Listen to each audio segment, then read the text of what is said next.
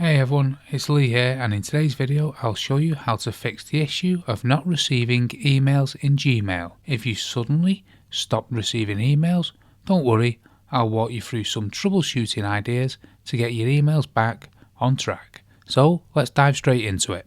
First, let's check the storage.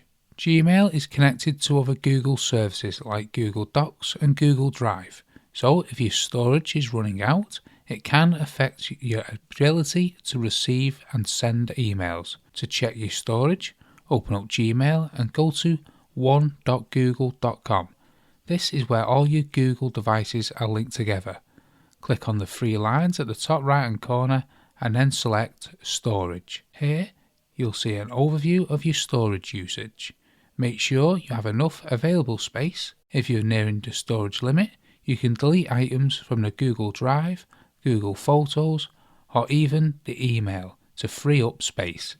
If you don't want to delete anything, you can consider buying more storage by clicking on Get More Storage and choosing a plan that suits your needs. If the storage isn't the issue, let's move on to checking some settings on your actual phone.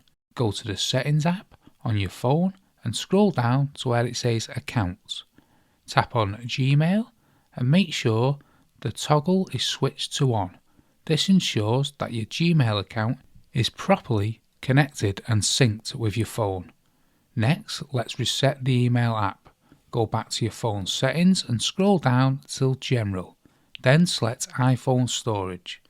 Give it a moment to load, and once it does, find the Gmail or Mail app from the list. Tap on it and choose to offload the app.